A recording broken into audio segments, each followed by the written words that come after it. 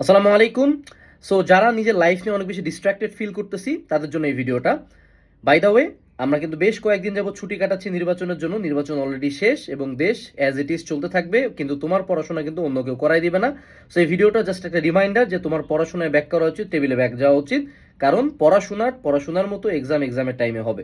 Okay, let's come to the main point. এই ভিডিওটাতে আসলে কি বলতে চাচ্ছি, দেখো, আমাদের দেশে থাকে ভালো রেজাল্ট করা বা লাইফে সাকসেসফুল হওয়া বা চাকরি পাওয়া বা লাইফে ইস্টাবলিশড হওয়া। You can you can define it any way. খুবই টাফ, খুবই টাফ। আমাদের এই জেনারেশনের পড়াশোনায় ভালো করা নিয়ার ইম্পসিবল একটা ফিট। কেন বলতেছি বলো? তুমি বলতে পারো যে ভাইয়া আমাদের তো এখন ফোন আছে, এডটেক আছে, অনলাইনে ক্লাস আছে। ভাইয়া এগুলো না থাকাটাই বেটার ছিল। আমি নিজে একটা এডটেক প্ল্যাটফর্মের ফাউন্ডার। আমি নিজে বলবো আমি কখনো চাইতাম না অনলাইন এডুকেশন আসুক। ইভেন তুমি যদি 2016, 17, 18 সালের দিকে মোটামুটি একটু কম পড়াশোনা করতে, তাও ভালো করতে পারতা। কেমনে পারতা? কারণ আমরা তো ওই যে অপেরা মিনিতে ফেসবুক চালাইছি, হ্যাঁ, তখন আসলে ফেসবুকে এতক্ষণ কেউ চালাইতো না। হ্যাঁ, এমনি ফেসবুক চালাইতো, কিন্তু এতক্ষণ ফেসবুক চালাইতো না। YouTube was not even close to the features that it now has. So ফলশ্রুতিতে এখনকার অ্যাভারেজ স্টুডেন্টসরা একটা প্রচুর significant amount of time social মিডিয়ায় দেয়। এবং আনলেস তুমি সোশ্যাল মিডিয়া থেকে কয়েক মাসের জন্য বাইরে থাকো, যেটা আমি প্রায় নিয়ার অ্যাবাউট 2 বছর যাবত আছি, তুমি দেখবে আমি টুক করে আইডি ওপেন করে 2-4টা পোস্ট দিয়ে আবার গাই। হ্যাঁ, সো এই কারণ আমি তখন দেখতে পাই যে আসলে ভাই আমি যখন ফেসবুকে থাকি, আমি কি অ্যামাউন্ট অফ ইনফরমেশন কনজিউম করি এবং কি অ্যামাউন্ট অফ ইনফরমেশনের সাথে আমি ইন্টারাকশন করি। এবং সবচেয়ে মজার কথা যে আমরা যে এই যে abnormal amount of trending topics দেখি, জাস্ট সিম্পলি একটা টাস্ক করিও, একটু জাস্ট বসে বসে ভাবিও বা একটু স্ক্রল করে দেখে তো গত এক মাসে তুমি কতগুলা ট্রেন্ডিং টপিক পাইছো বাংলাদেশে। জাস্ট গত এক মাসে, just 1 month, you will be amaze that trending বা ভাইরাল টপিক গত এক মাসে নিয়ার অ্যাবাউট 200 থেকে 500 বা হাজারও হয়ে যেতে পারে।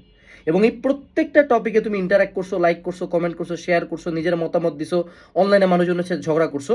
এবং 99% of the interactions you had online doesn't create any value in your life. হ্যাঁ, হইতে পারে কান্ট্রির স্বার্থে অনেক কিছু হতে পারে, বাট তোমার পার্সোনাল লাইফে এটার ভ্যালু জিরো। তুমি একটু চিন্তা করে দেখো, গত এক মাসে, জাস্ট সিম্পলি একটা কোশ্চেন আছে, গত এক মাসে অনলাইনে তুমি কি এমন কাজ করছো যেটা তোমার লাইফে পজিটিভ ইম্প্যাক্ট রাখছে? That number is tends to zero. শুধুমাত্র অনলাইনে যদি তুমি আমাদের কোর্স বই কোনো একটা কিনে পড়াশোনা করছো, that is the only significant thing you did online. But এর বাইরে যত চিন্তা করো, কমেন্ট করছো, লাইক করছো, শেয়ার করছো, মতামত দিচ্ছো, ঝগড়া করছো, একমত হয়েছো, চ্যাটিং করছো, যা করছো, what did it get you? It got you nothing. You got nothing from this, nothing. এবং এই জিনিসটা আমরা কেমন জানি একটা, এদের অ্যালগোরিদমটা এমনভাবে ডিজাইন যে আমার কাছে মনে অবলাইজড, আমার কাছে মনে হয় আমি বাধ্য যে এটাতে আমার মতামত দিতেই লাগবে।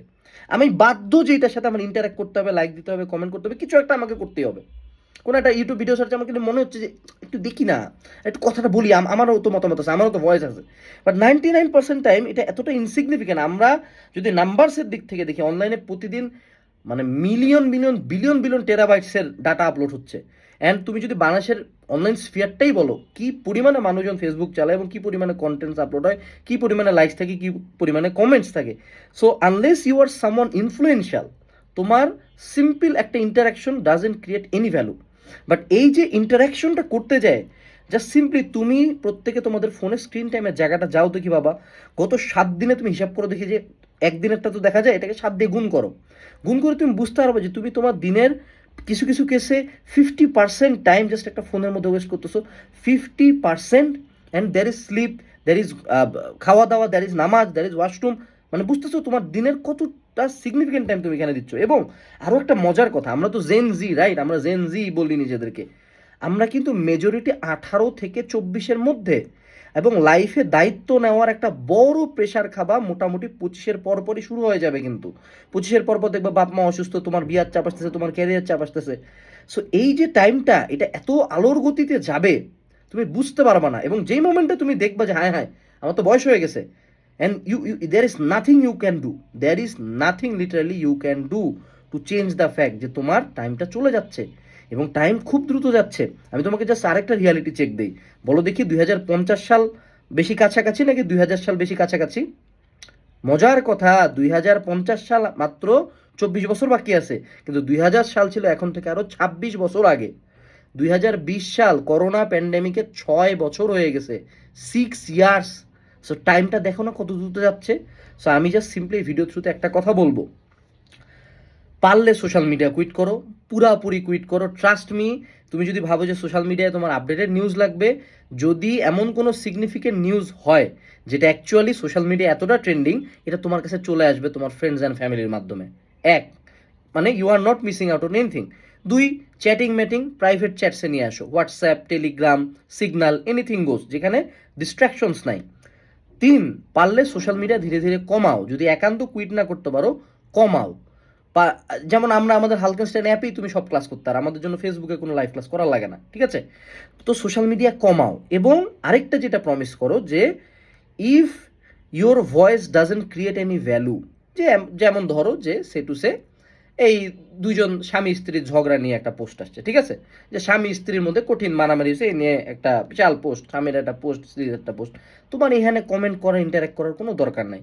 কোন বেডি কোন ভিডিওতে কি বলছে এই নিয়ে ইন্টারাক্ট করার দরকার নাই, unless that's a national issue, that actually needs your voice.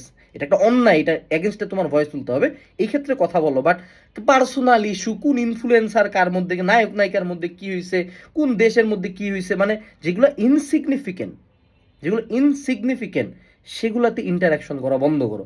এবং ট্রাস্ট মি, তোমার ইন্টারাকশনটা অ্যাকচুয়ালি কোনো ভ্যালু ক্রিয়েট করতেছে না। জাস্ট সিম্পলি নিজের লাইফটার দিকে তাকাও।